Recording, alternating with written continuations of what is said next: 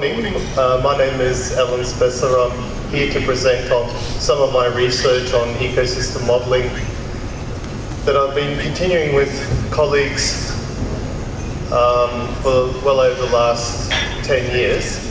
I'm here for this conference today and tomorrow, but I'm also staying on in Yogyakarta to talk with colleagues about a project that we're commencing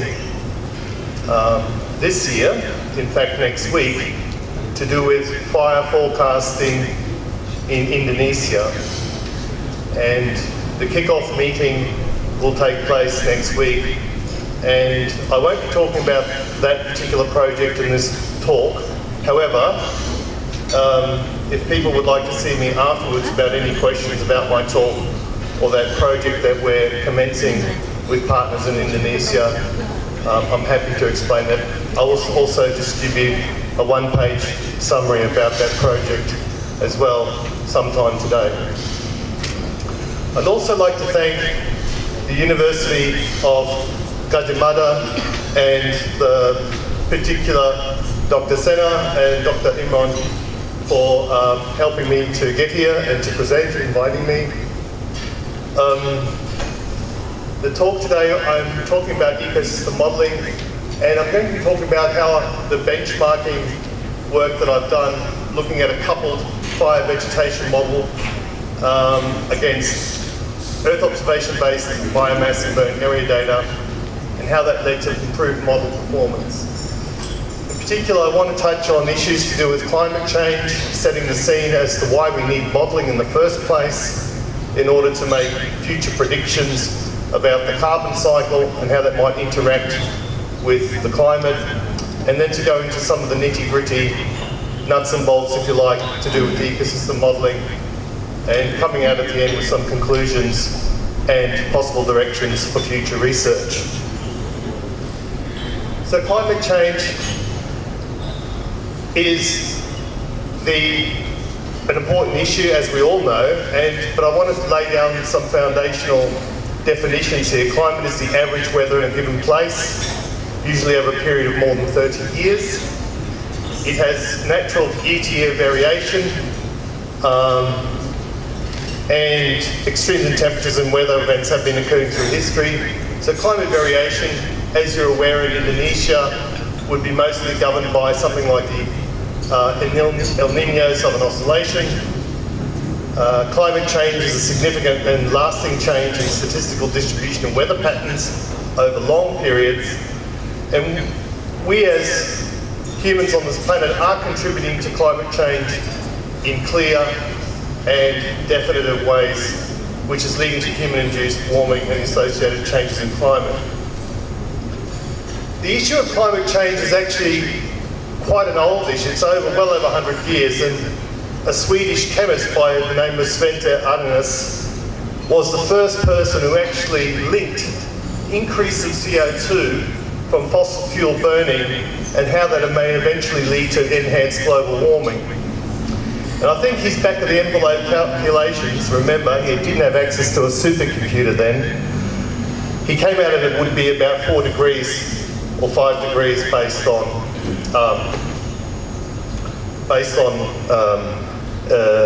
certain emission assumptions going out to the future. If we look at the last IPCC assessment report, that report is on the back of these coupled climate models. They're called Earth system models, which are run under different recommended concentration pathways.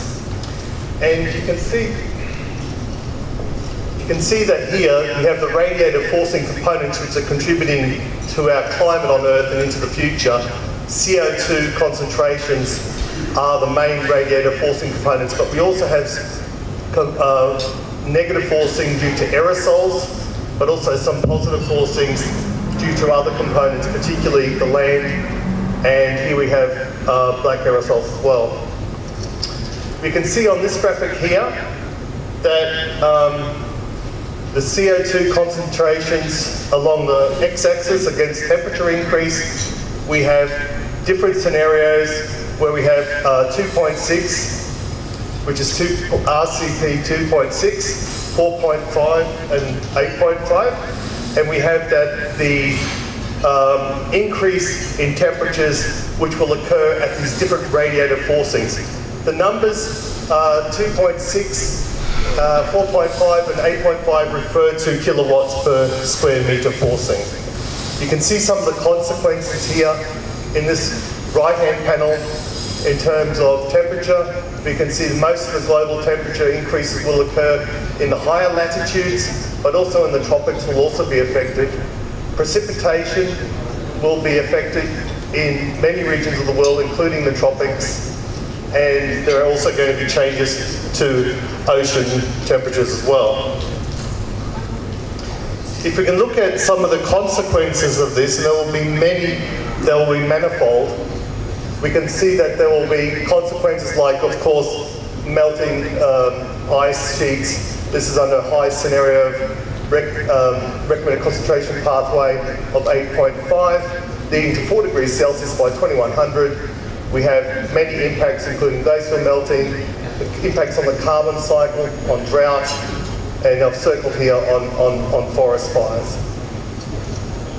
So, in recognition that we need to do something about this, in late last year, many countries signed up to the Paris Climate Agreement, including Indonesia. And we need to recognise that we want to reduce CO2 emissions below a certain level in order for us to keep the threshold under 2 degrees Celsius. If it gets above 2 degrees Celsius, we're going to be going into the severe impacts region. So if countries didn't act, the projected increase would be 4.5 degrees Celsius. With current business as usual policies, it leads to 3.6 degrees. Based on Paris pledges, so these indicative national determination concentrations, we're going to end up at about 2.7 degrees. These numbers look quite exact, but there's a lot of uncertainty surrounding the numbers here as well. So, for example, Indonesia wants to reduce it by their emissions by 2030 by 29% compared to a baseline year of 2010. So, if you look at the cumulative land and ocean carbon uptake simulated by the Earth System models in the IPCC report, the latest ones, you see that for the ocean, the uptake of carbon in the ocean has been increasing, and so has it also been the terrestrial ecosystem. But do you notice the width here for the terrestrial ecosystem is much wider than it is for the ocean? There's a lot more uncertainty there. And if we look into the future, that's also reflected in the way the models work out in the future. So we see that the green, the terrestrial uptake, is going to be increasing, whatever scenario you have, but it's still going to be much larger in variation compared to the ocean. So this leads to uncertainty to do with what is actually going to be the temperature we're going to end up at different concentration pathways. And this is a very fundamentally important question. This is a simplified schematic of the global carbon cycle. I put it in inverted commas here, simplified, because it's not really simple. But this is the simplest diagram I could find, and it's from the latest IPCC report by Philip CS and colleagues. And you can see that the net increase of emissions to the atmosphere every year is around about 4 or 5 petagrams, of which 7-point-something petagrams comes through fossil fuel emissions and also land cover change, including fires. Excuse me. A lot of the CO2 that's emitted is also absorbed by plants. So plants, trees, grasses provide a free ecosystem service. Now, this is important because they're ameliorating what could be potentially very severe impacts of increasing CO2. But as temperatures increase, as precipitation decreases in certain areas, the ability of the natural ecosystems to be able to provide that free ecosystem service is going to be severely compromised. How much? We don't know. And this is where we need models to enable us to look at the different factors which are going to come into play and which will now enable us to predict, excuse me, what will be the carbon status of the terrestrial ecosystem going forward. And you can see when we plot the cumulative anthropogenic CO2 emissions on the x-axis against temperature increases on the y-axis. At the moment we're at about 400 ppm globally, so we're in this region here. But what I want to draw your attention to on this graph here is the width of the grey area. That's the CO2 induced in warming. So we have, this reflects the uncertainty. So we have, for a given concentration of CO2, we don't know what was actually going to be the temperature range. It's quite a large range in there. If we take it out to here, for example, that's tripling what we currently have, or almost 4 times, we're going to end up with a later range. So we need to be able to produce models which can help us constrain our predictions into the future, which in turn will then inform policy. So I'm going to talk about wildfire because that's something which is it's an important issue that I've been working on for many years.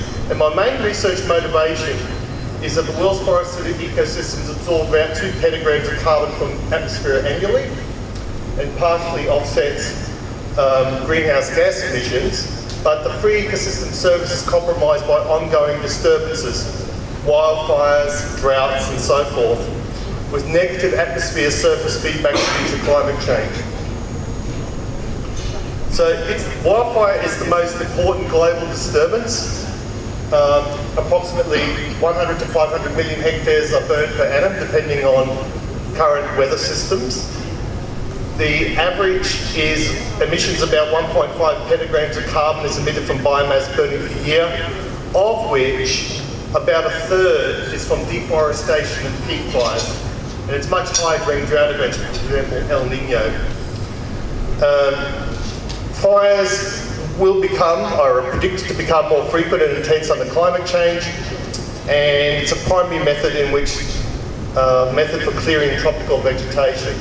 So the future incidence of wildfire is not only going to be influenced by climate, but it's also going to be influenced by further land use activities going forward. Unfortunately, up to only relatively recently, fire has been poorly represented in the coupled carbon climate models that I presented in the previous slide.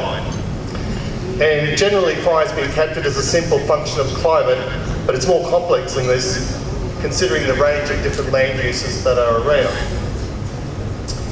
As you can imagine, changes in fire frequency can shift biomasses, biomes between tree and grass dominated, with clear carbon impacts. Peat fires, as you know, are very important contributors to emission effluxes to the atmosphere, and black carbon and air pollution are also going to be affected by wildfires. So, thank you. This is a graphic I took from recently, well, the paper was published 7 years ago, but it's updated on the website on Greta Venver. You can see that the average carbon losses from above and below ground wildfires between 97 and 2010, that era, 97 to 2010, is deliberately taken because that's basically, 97 is when when the satellite data really came on board to enable us to monitor fires. And you can see that places like Africa are burning almost constantly every year, but they're mostly savanna fires, grass-dominated fires. The fires of concern in terms of emissions, so this is a large area, are the deforestation fires that are occurring in the arc of deforestation near the Amazon. You have the Cerrado also burning, but that is savanna. And of course in Indonesia, southern Kalimantan, and also eastern Sumatra. There's also a lot of burning through the northern Australian savannas, and occasionally, given suitable drought conditions in Russia, you can have fires going through there in Siberia. So I'm going to focus my talk today on the work I've done looking at ecosystem modelling in the tropics. There are two main biomes in the tropics. There's the tropical savannas, as indicated on the top of this slide, and also the tropical rainforests. So the tropical savannas, you can see, are dominated by grasses with a fairly low tree cover. But it's a fire-dominated system because the fires going through the grasses keep the recruitment of trees at bay. So you end up with this sort of grassy ecosystem with shrubs and taller trees. But the cover is not very high. You have a low leaf area index. Whereas in the humid tropics, unless there is some deforestation going or severe drought events, you're not going to get a fire in that. Okay. But with El Nino, you can imagine that the forest dries and there are people also going through the forest doing their activities, for example, logging or burning deliberately for other reasons. And you can see that there's a lot of emissions coming here from these tropical fires once they get applied. This is taken from Amazonia, and this is taken from Sumatra. The vegetation in humid forests is not adapted to fire at all. So it's got thin bark, and it dies, it's killed at a very low temperature of fire. Whereas in the tropics, you have species of trees there that actually want to have fire because they have a natural advantage when there is fire because it keeps their competitors at bay. So here you have a light-dominated system, but when you have disturbance, everything sort of dies. Whereas here you have plenty of light coming through, but because of the high seasonality, going from the wet season through to the dry season, you're only going to have fires, which is going to kill a lot of the shrubs through here, the smaller saplings. And these trees here, even though the tree looks to be engulfed by flames and it's not going to live, it will actually resprout, and you'll come out the end back to something like that in a few years. So that's the difference between two ecosystems, and that is the challenge to being able to model the tropic ecosystem responses to climate change and wildfire. But I need to take into account these two different systems here. The model I've been using is called the LPJ Gas Dynamic Vegetation Model. It's developed at Lund University in Sweden, but there are epicenters of development going on throughout Germany. I work with a group at Senckenberg, Gadjah University in Frankfurt, but there's also other groups around the world who are also actively working on the LPJ Gas Dynamic Vegetation Model. I would estimate that the community involves at least 10 institutes. And there's also a group in the USA also working on it, and in Australia.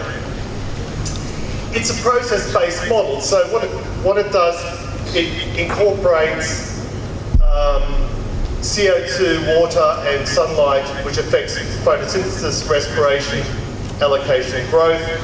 And then you have population dynamics, establishment and mortality being calculated. Fire and land use are then taken into account in working out what is the change in forest cover, going from trees to grasses, or different combination of plant functional types, which the model addresses. The CO2 is a resource for plants, so the model distinguishes between C3 pathway plants and C4 pathway plants. The C3 photosynthesis pathway is very reactive to CO2 concentrations, and here's a picture of a stomata pore on a leaf. So as this pore is open, it allows gas exchange of CO2 to come in, but with a C3 plant, most trees are like this, that's going to reduce the concentration of CO2 increases. These don't have to be open so long, which has benefits for water use efficiency. So I'm just giving you a taste of how complex physiology is incorporated in some of these models, without going into too much detail. The Spitfire spread and intensity of fires and emissions model is a model we've developed which it is integrated within the vegetation model. And this Y diagram might look quite complex, but in actual fact, if you just focus on three things, to have a fire, you need three fundamental things to occur. You need an ignition source, you need sufficient amount of fuel and fuel structure, and it needs to be dry enough. And without going into too much detail, this model incorporates that through a combination of algorithms, mathematical formulas, and so forth. The feedbacks with the LBJ gas dynamic vegetation model, because it gives the fuel load and fuel structure. This comes together with ignitions and the fuel moisture to work out the area burned, the intensity of the fires, which gives you not only how much emissions there will be, but also how much plants will be killed by the fire, depending on its plant type, rainforest or tropical savannas, for example, that's in tropics. Temperate ones I won't go into detail, and then this information is then fed back into the model, and away we go again on the next day. The LBJ gas model has an advantage in that it's a forest gap model. It's ideal for modelling vegetation succession post-disturbance. And because it takes into account different cohorts of trees, we can look at differential effects of fire. So you can see that these saplings are not having a very good time with the fires down there. They have generally thinner bark, and it's getting into the canopies, whereas this guy here has sort of made it through chance or whatever, thicker bark, and they're going to survive.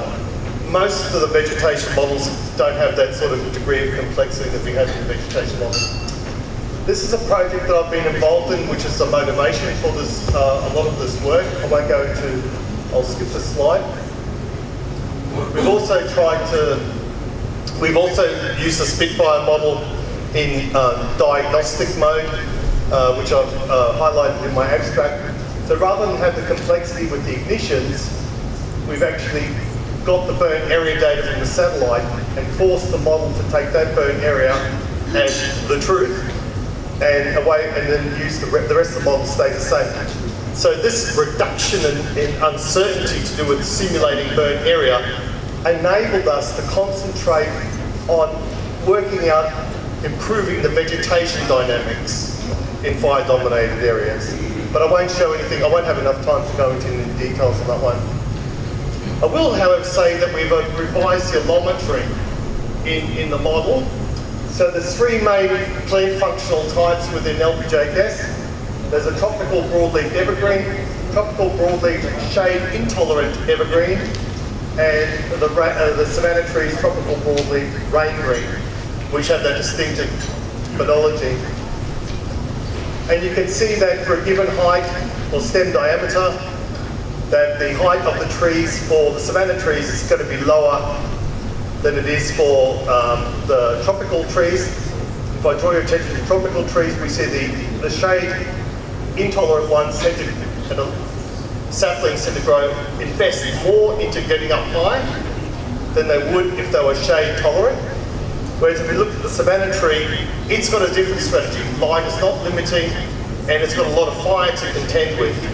So it's going to invest more into bark thickness, and we've adjusted how much bark there should be associated with that through our mathematical formula. So going back to this, here's one of the initial standard run where I looked at LBJ gas modified allometry, a Spitfire standard, and we can see that we have, here is the satellite derived benchmarking data from GFED, and here's the simulations here with LBJ gas Spitfire. We have an over-simulation of fire in the savannas clearly in many areas, and it doesn't look good. But we took into account human-caused ignitions, and we can see that the population density against the number of ignitions is a function that is non-linear. So as we increase the amount of people in a particular area, that population is, as the density increases, that's more or less reflecting a greater urbanisation, and they're most unlikely to make fires.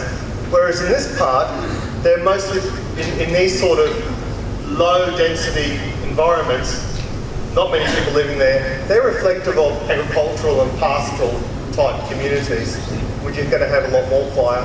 So just playing around with this, but across the whole Pantropics.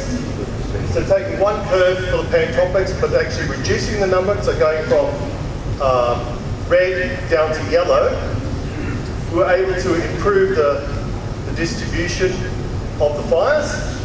The amount of burning that was occurring. So remember, this was very red before, now we've reduced that by reducing the amount of emissions, but across the board.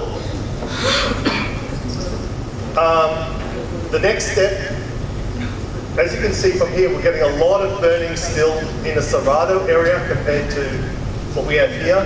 And we're also getting a lot of burning through here compared to Southeast Asia here. And the issue there is because a lot of this is agricultural land. So we thought about how can we incorporate agricultural land into our burn area simulations. And if you think about it, agriculture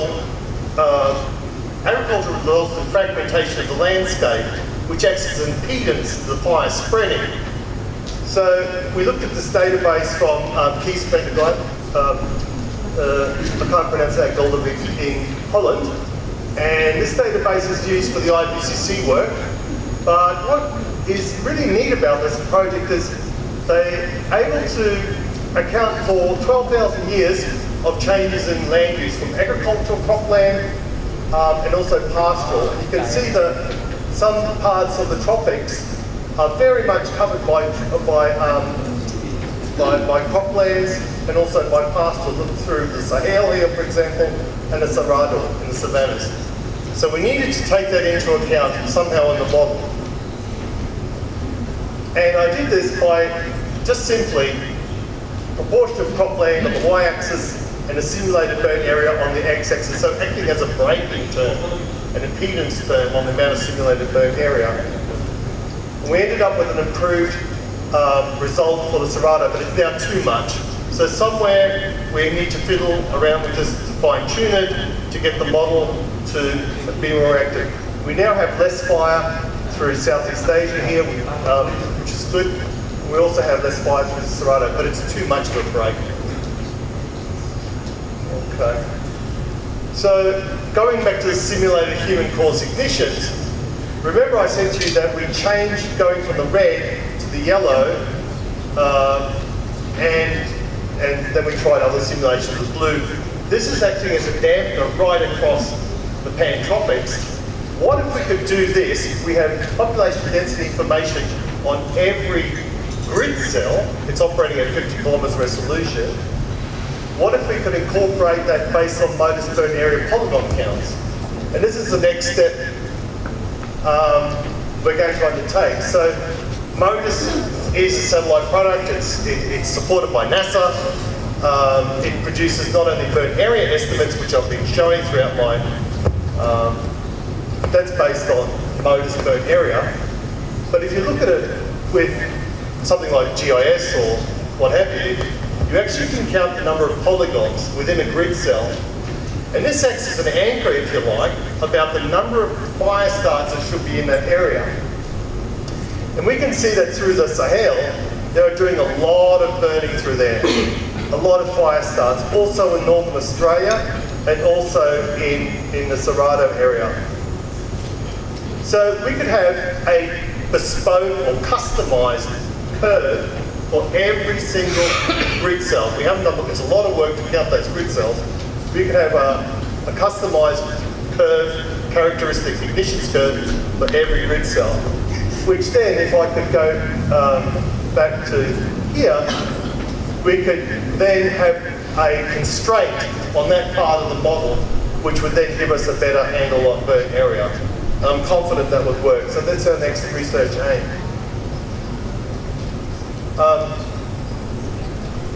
We're looking at benchmarking the model. We're not only interested in fire, of course, but our ultimate interest is in biomass.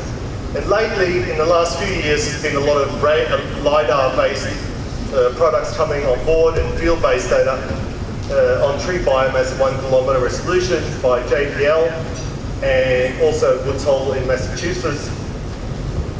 Very difficult for a modeler to deal with such data sets because you don't know where to point to. They're not overlapping at all. So, who's right? I'm not an expert in remote sensing of biomass or LiDAR and so forth. So, you end up saying, well, the model works for that one in these areas, and it works for that one in those areas. So, you really don't know where to aim for, and that's always been a problem with the modelling community. Is, you know, when you're shopping around for a benchmarking data set, which one do you actually choose? Well, thankfully, fortunately, a group in Belgium came up with a fusion of those two data sets and some more field data, which gave us a single thing to aim for. And that was published just last year by Gadjah et al. 2016. And you can see that, you know, it reflects what we all know, but the data is there. So we have the Amazonia, Congo, and through the neotropics here, the most biomass, and also we have areas through the savannas where we know that the biomass is much lower. So where tree density is low and therefore biomass is lower. But importantly, it gives us one benchmark to aim for. So I ran the model looking at biomass as an output from the model.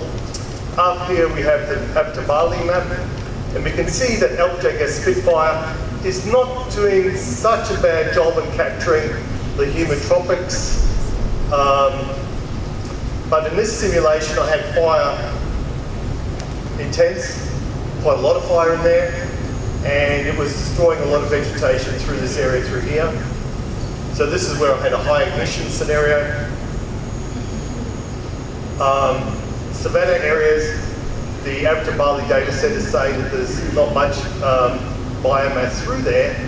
It's difficult to make out this map. I should have maybe shown an absolute force ignitions. We've got an increase in how much fuel there should be before there is fire, how much the fire intensity has to be before it catches. We've also got this modification due to cropland density as well. And this, again, this actually improved the amount of fire coming into, increases the biomass through this highly agricultural intensive area of Asia, reflecting what was found by Gadjah. And this is, so that's good. And also the Cerrado area simulations have improved as well. So in conclusion, the spatial distribution of simulated area burden biomass in fire-dominated areas can be improved by taking into account land use. Nonetheless, additional work is required to anchor the number of fires and fire starts diagnosed from remotely sensed data, as I talked about with the MODIS data. The simulated biomass in humid tropics, where fire is not a dominant feature, not generally, shaping vegetation looks reasonable, but land use impacts still needs improvement. The Gadjah Spitfire model only considers above ground vegetation fires, no peatland fires, for example. And future work needs to be able to consider how well fire can be forecast in peatlands. So, and just going back to what I was saying at the beginning of my talk, we have a newly funded 3-year project to forecast fires in undisturbed and deforested peatlands of Sumatra, Indonesia, and that's scheduled to start next week. The project is called Towards a Fire Early Warning System for Indonesia, or TAFUSI, and it's funded by NERC and also DIPI. And I'm one PI on the project, and my colleague, Dr. Muhammad Imran Ali from Gadjah, Mada University, is the other PI.